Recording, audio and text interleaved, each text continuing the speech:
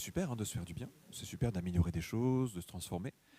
Mais je pense que quand on discute avec des gens qui l'ont beaucoup fait, en fait, souvent, au bout d'un moment, ils se disent, ben, c'est bien, mais c'est une quête qui pourrait être infinie, on pourrait toujours vouloir améliorer des choses. Et en même temps, est-ce que vraiment on doit chercher la performance? Ou est-ce que, quelquefois, on pourrait aussi juste s'en servir pour mieux se connaître et s'explorer, sans forcément vouloir changer quelque chose toujours? Et je pense que cette deuxième dimension d'exploration, de qu'est-ce qu'on est vraiment, qu'est-ce que c'est être humain, comment on se fabrique, comment on se maintient, comment on fonctionne, elle est sans fin aussi, cette quête-là. Et je pense qu'elle est encore plus passionnante. Par exemple, on pourrait se poser une question, c'est quand on dit je, vous savez, on s'identifie à un truc, et en fait, c'est qu'une croyance assez étrange, le jeu, non? C'est un truc qui n'existe pas trop, mais on arrive à se faire croire que ça existe.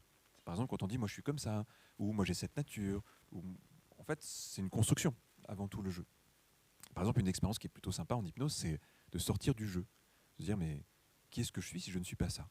Qu'est-ce que je suis si j'enlève le masque que je montre ou celui que je me fais voir à moi-même? Il me semble que c'est une expérience qui est assez troublante, qui est assez déstabilisante, mais qui est plutôt chouette. Ou si je prends un autre exemple, ce qui est intéressant aussi quelquefois, c'est d'aller explorer comment on maintient notre personnalité en place. Qu'est-ce qu'on fait pour avoir cette impression de continuité dont je parlais tout à l'heure? Et est-ce que vraiment c'est ce qu'on souhaite? Est-ce que vraiment on souhaite ça?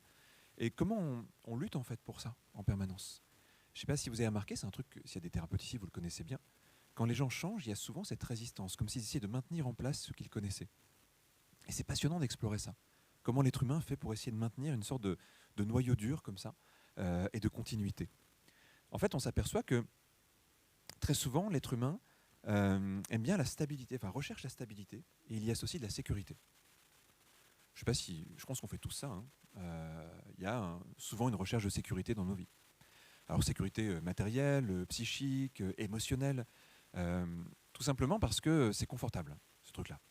Et puis parce qu'on a quand même une sacrée connexion à la survie. En fait, il y a un truc en nous qui recherche en permanence la survie. Et cette recherche de survie, elle nous amène à rechercher de la sécurité. Donc vous savez, le côté très ordonné. Et en fait, on s'aperçoit en thérapie que le meilleur service qu'on peut rendre aux gens, c'est de les ramener dans le chaos, à l'inverse de ce qu'ils cherchent. Alors pourquoi? Ça peut paraître un peu bizarre comme ça, mais parce que plus une personne se structure, plus elle est figée, moins elle est adaptable. Donc vous savez, ça va donner par exemple des gens qui vont se créer une vie par rapport à un idéal, puis ils vont s'en approcher petit à petit au fur et à mesure, puis quand ils l'ont atteint, en fait c'est la pire des choses qui pouvait leur arriver. Et en fait c'est là qu'on les voit en thérapie. On appelle ça la crise de la quarantaine dans nos sociétés. Parce qu'en général c'est le temps qu'il faut pour se rendre compte qu'en fait le truc recherché n'était pas terrible. Mais on est préparé, on est programmé depuis notre enfance à ça, parce qu'en fait toute notre éducation consiste à vouloir ce qui est stable, à vouloir ce qui est sûr, à vouloir ce qui est ordonné, à vouloir ce qui est répété. Notre science est basée là-dessus, puis à raison, c'est quand même pratique d'avoir une science qui se base sur ce qui est reproductible. Mais en fait, c'est pas équilibré avec autre chose. C'est pas équilibré avec le fait d'être à l'aise avec le doute, ou d'être à l'aise avec l'instabilité, ou d'aider à l'adaptation. Et vous voyez, en fait, logiquement, il y a deux forces qui doivent être assez équilibrées. Celle qui nous pousse vers la sécurité, il ne s'agit pas de l'enlever, il s'agit juste de la rééquilibrer avec celle qui nous permet de jouer avec le mouvement et d'apprivoiser le mouvement, d'apprivoiser ce qui est instable. Par exemple, si on demande aux gens, mais vous préférez le doute ou la certitude? La plupart des gens vont dire la certitude. Alors que c'est génial le doute, non? Ouais, c'est super. Vous imaginez une éducation, on dirait aux enfants, on va vous apprendre à adorer l'incertitude, à adorer le doute, à adorer le fait d'être en mouvement. Ça serait extraordinaire, non? Peut-être un jour dans des écoles, on aura ça. En attendant, en thérapie, c'est tout ce qu'on fait. On essaie d'aider les gens à se réadapter au mouvement. Parce qu'en fait, la stabilité absolue, c'est la mort, tout simplement. Ça ne vit plus.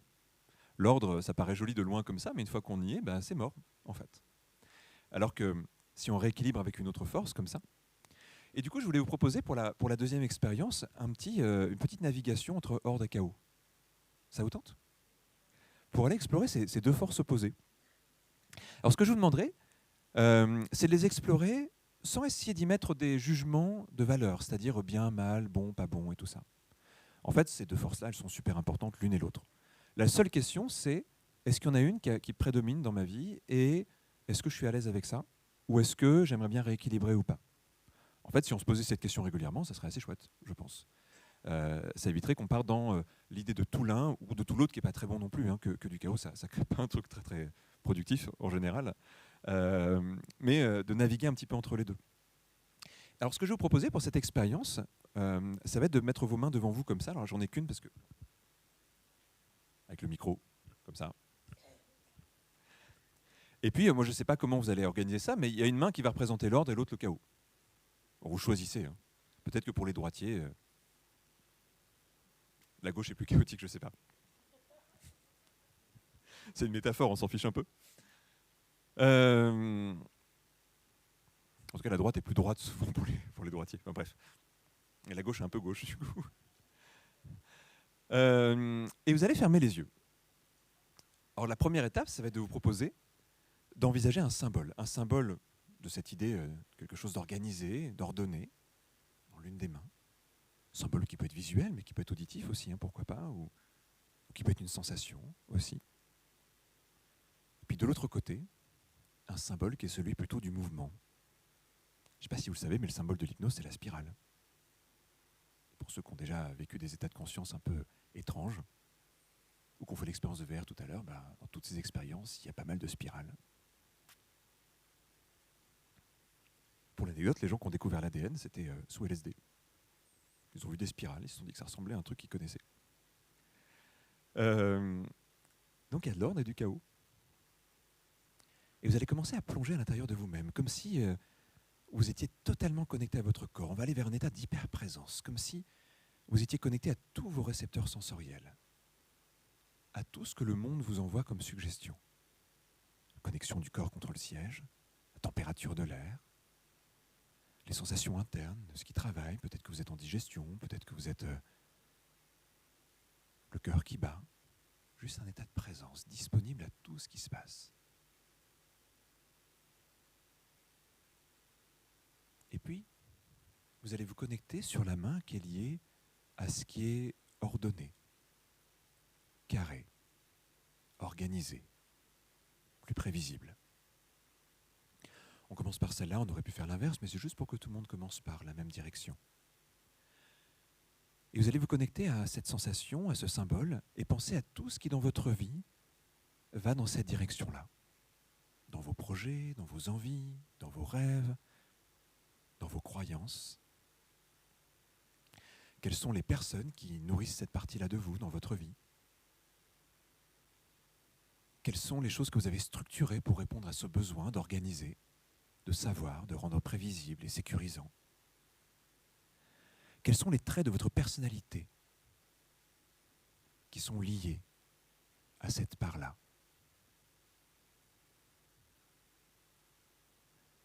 Quels sont les besoins qui sont en recherche de sécurité? Quelles sont les peurs même, quelquefois, qui sont activées quand vous vous éloignez un peu de ça? Tout ce que vous avez essayé de rendre prévisible et organisé dans votre vie. Et même quand vous demandez aux gens de l'être, pour conforter ce besoin chez vous. Pensez à tout ce qui est stable, à tout ce qui est continu, à tout ce qui est rassurant. Et connectez-vous à cette partie de vous-même comme si vous cherchiez pendant quelques instants à être seulement vers ça. Essayez de sentir quand c'est bon ou quand c'est excessif. Essayez de sentir quand c'est utile ou contre-productif. Et demandez-vous quelle place a cette part de vous en ce moment dans votre vie.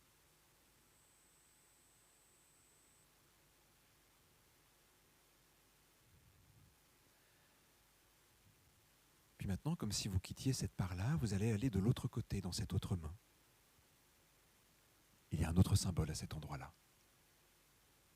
Le symbole du mouvement, de la créativité, de la vie, de l'imprévisibilité.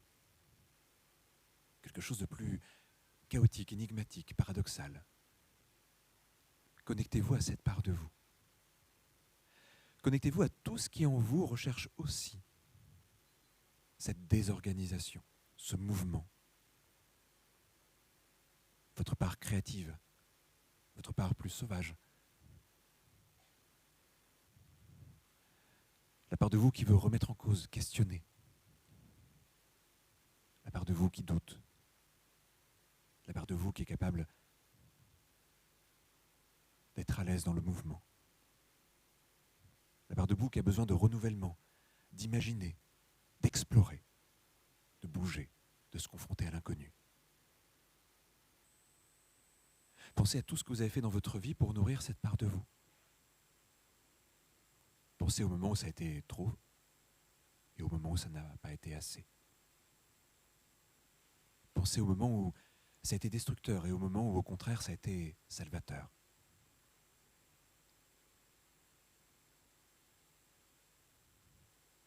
Et demandez-vous, quelle place a cette force dans votre vie aujourd'hui ?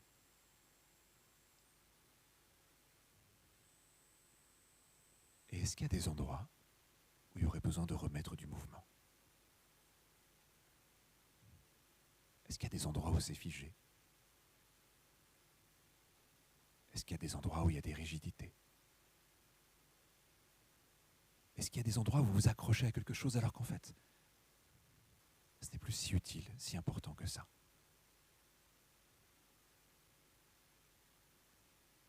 Est-ce qu'il y a des endroits où vous avez envie de rééquilibrer ?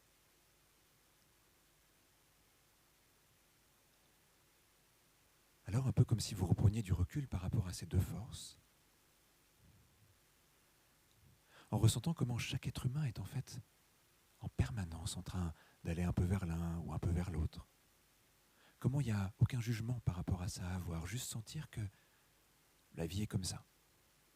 Et que ces deux forces sont parfaitement importantes et intéressantes.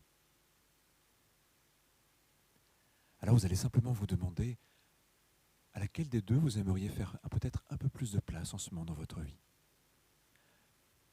Laquelle aurait besoin d'être rééquilibrée,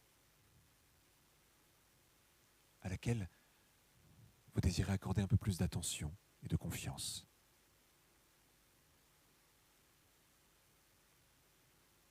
Et la main qui contient celle que vous choisissez là va commencer à être attirée par votre corps, comme si vous acceptiez cette part de vous.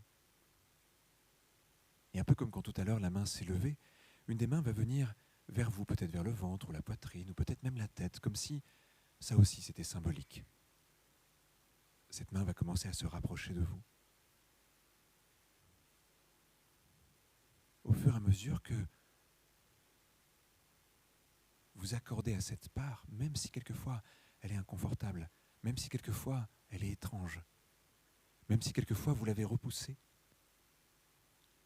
vous lui accordez un peu plus de place, en sentant que ça peut être important là, maintenant, de rééquilibrer.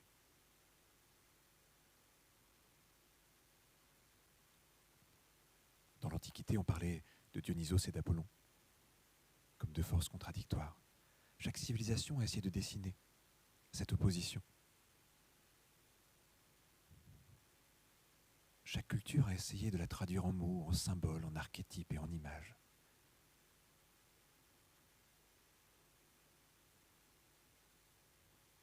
Et dans notre culture où on apprend aux enfants qu'il faut maîtriser leur vie, qu'une vie épanouie, c'est une vie structurée et prévisible,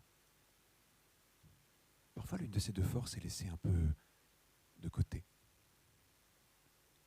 Mais comme pour chaque personne, c'est une histoire différente. Il se peut aussi que ce soit l'autre qui manque.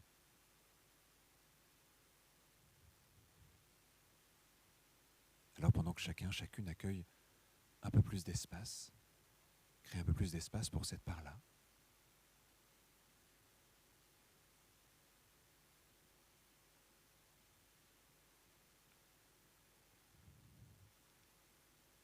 demandez-vous qu'est-ce que ça peut provoquer dans votre vie si ça commence à se rééquilibrer comme vous le souhaitez. Est-ce que ça amène des changements, des décisions, des envies ? Est-ce que ça ouvre des possibilités, des rêves ? Est-ce que ça vous amène vers des parts de vous qui étaient un peu oubliées ou un peu laissées de côté, comme si vous pouviez les laisser s'exprimer, les accueillir à nouveau ?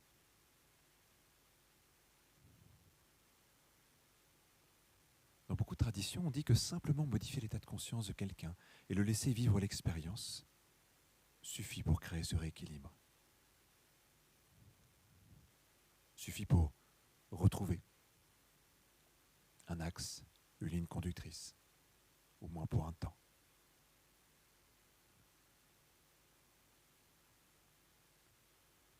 maintenant que vous vous connectez à toutes les conséquences que ça peut avoir. Comme si un futur légèrement différent pouvait se créer, s'activer en fonction des choix présents. Comme un cap un peu différent pour continuer un voyage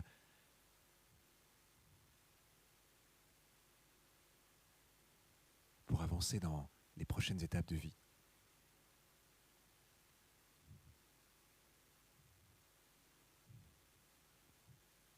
Vous allez pouvoir tout doucement laisser cette expérience, ce vécu, continuer de manière plus interne, pendant qu'à un autre niveau, vous revenez tout doucement vers le monde extérieur, comme si vous reveniez vers cet emplacement, ce siège que vous avez choisi, l'ambiance tamisée de cette salle, le velouté des fauteuils, la sensation des vêtements sur la peau, l'air qui circule par le nez, la bouche. Revenir vers vos mains et vos bras.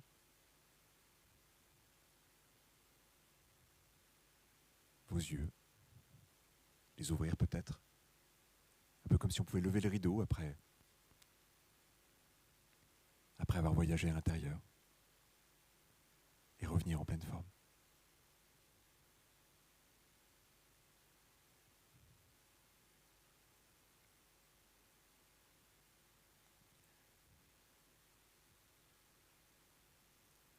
Bonsoir. Je vois que à peu près tout le monde a les yeux ouverts. Bonne expérience? Ouais. Pour préparer la conférence, Emma m'a dit qu'il faut des expériences. Donc je me suis dit, on va faire des expériences, on va s'amuser un petit peu. Alors évidemment, ce sont des expériences guidées, mais après, c'est des expériences qu'on peut apprendre à se faire par soi-même. Souvent, on est guidé en hypnose quand on travaille vraiment du côté très thérapeutique. Vous voyez, par exemple, quelqu'un qui a un traumatisme et qui veut travailler dessus, c'est peut-être pas génial en auto-hypnose. Autant être avec un professionnel qui est formé à ça, qui sait ce que c'est, et qui va nous accompagner sur le processus. Mais pour plein de choses du quotidien, pour jouer avec qui on est, pour explorer qui on est, l'auto-hypnose a un intérêt, c'est qu'en fait, on peut le faire tout le temps, autant de temps qu'on veut, et même si parfois on tâtonne, parce qu'on n'arrive pas toujours à tout du premier coup, on sait qu'on avance à notre rythme et qu'on avance avec ce qu'on est. Et souvent, il y a une des croyances, je parlais des clichés tout à l'heure sur l'hypnose. Si on pense que l'hypnose, c'est quelqu'un qui prend le pouvoir sur nous, alors on se demande comment on pourrait faire de l'auto-hypnose. Mais l'hypnose, en fait, consiste à juste accompagner quelqu'un pour qu'il trouve un endroit où il a une action sur lui-même. Donc en fait, on ne prend pas le pouvoir sur quelqu'un, on lui donne le pouvoir sur lui-même en l'accompagnant dans un état qu'il ne connaît pas forcément. Un peu comme un guide nous accompagnerait dans un pays inconnu vers des lieux qu'on ne connaît pas. Mais une fois qu'on a repéré les lieux, on est tout à fait capable d'y retourner par nous-mêmes, déjà. On est tout à fait capable de retrouver le chemin, de repenser, et peut-être même quelquefois d'y aller à notre rythme un peu différemment que quand le guide nous a accompagnés. Parce qu'on va s'approprier le cheminement et puis on n'aura peut-être pas la même temporalité, les mêmes envies, les mêmes sensations. Donc ce sont vraiment des choses qu'on peut apprendre à se faire pour soi-même et par soi-même. Puis surtout, il y a plein d'outils, il y a plein d'expériences, et on va pouvoir choisir même ces outils ou ces expériences en fonction de ce qu'on ressent, de nos intuitions. Il y a des gens qui font de l'auto-hypnose de manière assez régulière pour simplement réguler, observer ce qui se passe en eux, s'en servir comme une forme presque de méditation, parce qu'on peut aussi atteindre des états qui sont de cette nature-là. Et puis quelquefois, au contraire, s'en servir pour se confronter à certaines choses, pour aller chercher des solutions, pour aller transformer, comme je le disais tout à l'heure. C'est assez libre en tout cas. Mais c'est vrai qu'elle est, je trouve assez belle cette idée de pouvoir avoir une mobilité psychique, de pouvoir se dire finalement, à chaque fois que je fais ça, j'apprends à mon esprit à voyager.